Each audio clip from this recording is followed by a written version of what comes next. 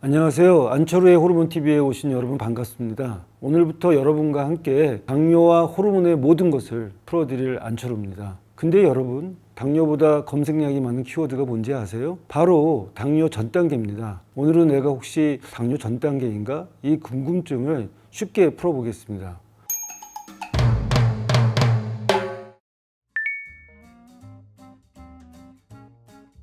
당뇨 전 단계에도 1단계가 있고 2단계가 있습니다. 다양한 증상들이 1단계에서는 나타나게 됩니다. 혈당 스파이크가 생기는 시기거든요. 우리가 정상적으로 음식을 먹거나 운동을 해서 혈당이 안정적으로 돼야 되는데 그 루틴을 벗어나서 혈당 스파이크가 막 생기다가 결국은 인슐린 저항성이 생기다가 베타세포에서 인슐린 분비가 떨어지고 그러면서 이제 당뇨가 생기는 게 당뇨의 자연사라고 할 수 있거든요. 2단계는 이미 당뇨의 합병증을 일부 가질 수 있습니다. 당뇨의 증상이라고 그러면 우리가 3다라고 그러잖아요. 다음, 다식, 그리고 다뇨. 풍요 속의 빈곤이라고 저는 얘기를 하는데 피 속에는 포도당이 그득한데 세포에는 포도당이 안 들어와서 세포는 내가 지금 계속 배고프다고 생각하기 때문에 자꾸 뭘 먹으라고 해서 다식이 되고 높아진 포도당은 소변으로 빠져나가면서 물을 갖고 가기 때문에 자꾸 소변을 많이 보게 되고 포도당이 높아지니까 이걸 또 희석시키고 물을 또 많이 먹게 되거든요. 실제적으로 이런 전형적인 당뇨의 증상이 당뇨병 환자인 경우에도 많이 나타나는 건 아니고요. 특히 당뇨 전 단계에는 이런 전형적인 증상이 없겠죠. 그래서 우리는 당뇨 전 단계가 당뇨로 가지 않게 이런 경고 신호, 내 몸의 SOS를 잘 느끼셔야 됩니다. 그런 것들이 대개는 갑자기 살이 찌거나 살이 빠지거나 갑자기 피곤하거나 뭘 먹었는데 또 먹고 싶거나 당 떨어진다는 느낌, 이런 여러 가지 경고 신호들을 잘 우리가 예방하고 관리할 필요가 있다고 생각합니다. 세 가지의 기준으로 우리가 당뇨 전 단계를 진단하게 됩니다. 첫 번째는요, 8시간 금식 후에 공복 혈당입니다. 100 이하로 떨어졌을 때 우리가 정상이라고 그러고요. 126이면 당뇨병, 100과 126 사이는 당뇨 전 단계 중에서 공복 혈당 장애라고 하는 거죠. 식후 혈당을 갖고 전 단계를 체크해 볼 수가 있고요. 당뇨 전 단계는 공복 혈당 장애가 있고 내당능 장애라는 게 있습니다. 인슐린 저항성 때문에 생기는 내당능 장애인데 주로 이제 식후 혈당에 관계된다고 보고 있고요. 식후 혈당이라는 건 처음 내가 밥 숟갈을 떴을 때 그때부터 2시간을 얘기하는 겁니다. 142mg/dL 이하가 정상이라고 그러면 200 이상이면 당뇨병이고 140하고 200 사이는 이제 우리가 식후혈당에 문제가 있는 내당능 장애라고 얘기를 하거든요. 세 번째 또 우리가 당뇨 전 단계 체크리스트 중에 하나는 당할 숙소라는 게 있습니다. 2, 3개월 동안의 평균 당이 어느 정도 되는지를 갖다가 당할 숙소라고 하거든요. 정상은 5.7%, 당뇨는 6.5%라고 하는데 이 5.7하고 6.5% 사이가 바로 우리가 당뇨 전 단계라고 하는 거죠. 이 세 가지의 기준 중에 하나라도 있으면 우리가 당뇨병 또는 당뇨 전 단계라고 하는 거죠.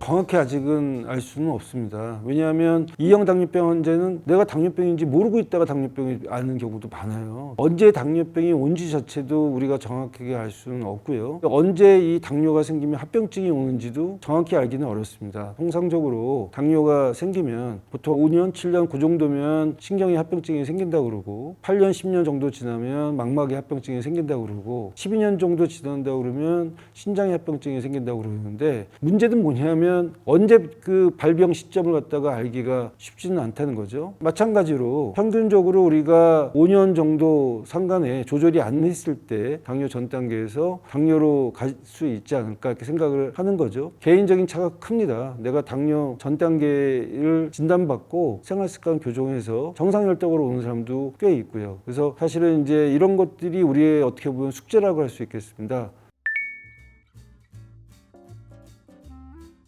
기본적으로 당뇨병이라는 게 가족력이 있는 사람들한테 또 많이 생기지 않습니까? 오히려 블루 칼라보다 화이트 칼라, 운동이 부족한 사람들이 있잖아요. 이런 사람들 많이 생기고요. 특히 또 스트레스를 많이 받으면 코티졸 호르몬이 올라가서 혈당이 또 올라가게 됩니다. 그리고 아까도 얘기했지만 췌장에서 인슐린을 분비하는 능력은 해가 갈수록 줄어들 수 있고요. 인슐린 저항성은 높아질 수가 있습니다. 그래서 나이가 가속화될수록 당뇨가 더 잘 생길 수 있다는 거죠. 우리가 40세 이상의 성인이 당뇨병에 걸리는 이유는 몇 가지 이유가 있습니다. 첫째는 인슐린 분비 능력이 감소하니까. 두 번째는 인슐린 저항성을 만들어내는 여러 가지 이유들, 포화지방산이라든지 당지수가 높은 음식 같은 걸 먹고 운동 안 하고 스트레스 받고 또 수면의 문제, 이런 것들이 이제 인슐린 저항성이 오르게 되니까 40대 이후에 당뇨가 잘 생기는 거고요. 또 한 가지, 당뇨병이 호르몬 질환이라고 있지 않습니까? 우리가 이제 40대, 50대쯤 되면 갱년기가 시작되잖아요. 여성 호르몬, 남성 호르몬이 부족하게 되면 근육량은 줄고 쓸데없는 지방이 많이 분포하게 됩니다. 이소성 지방이라고 하는데, 그런 것들이 생기기 때문에 40세 이후에 당뇨가 잘 걸리는 또 한 가지 이유가 될 거고요. 그 다음에 이제 멜라토닌이라든지 이런 호르몬도 결국은 혈당을 좀 떨어뜨리는 호르몬인데, 나이가 들면은 잠 못 주무시는 분들 많잖아요. 이런 것들이 부족하게 되면 또 당뇨가 생깁니다. 그래서 정리하면, 첫째, 인슐린 분비 능력이 나이가 들수록 줄어든다. 둘째, 인슐린 저항성은 나이가 들수록 늘어난다. 셋째, 인슐린 외에 다른 호르몬들의 문제, 갱년기가 대표적인 거죠. 이런 것들 때문에 체형이 바뀌고 당뇨를 갖다가 호발하게 만든다. 이렇게 생각해 보시면 될 것 같습니다.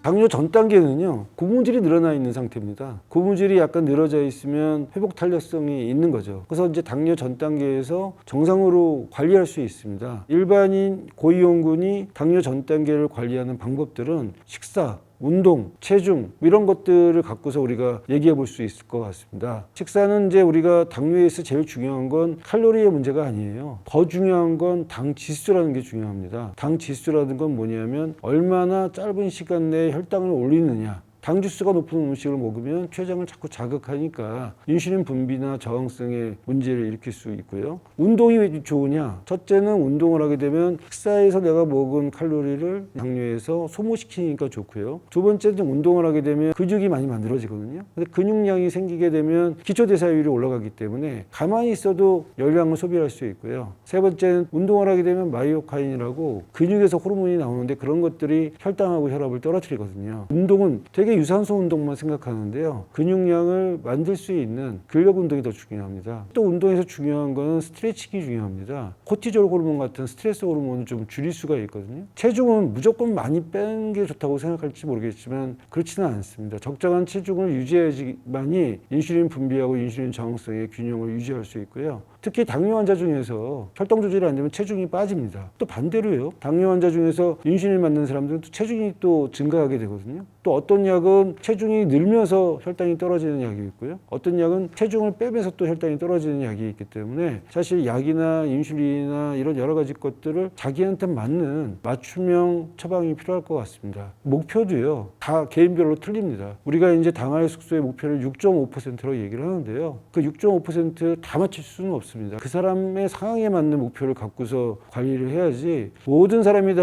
6.5%가 될 수도 없고, 중요한 건 나한테 맞는 당할 숙소의 목표를 잡는다. 식습관, 운동, 체중을 보면서 관리할 필요가 있겠습니다.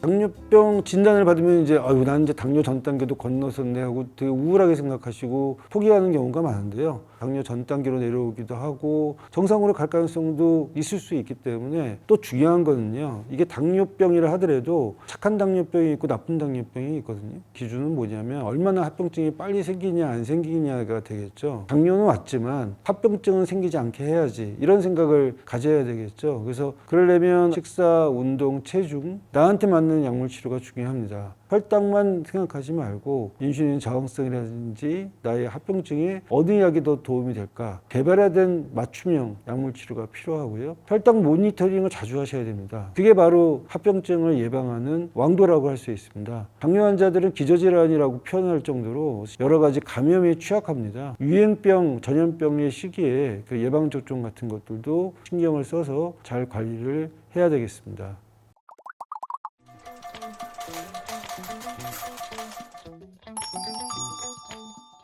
당뇨병 알고 대처하면 겁낼 일 없습니다. 당뇨병 너무 두려워하거나 불안하게 생각하지 마시고요. 지피지기면 백전백승이라고 얘기하지 않습니까? 이 안초루의 호르몬 TV에서 당뇨병에 대해서 겁내지 않고 쉽게 대처할 수 있는 방법을 알려드리겠습니다. 당뇨에 관한 다양한 이야기는 앞으로도 쉽게 제가 알려드릴 테니까 궁금한 점은 댓글로 남겨주십시오. 안녕히 계십시오.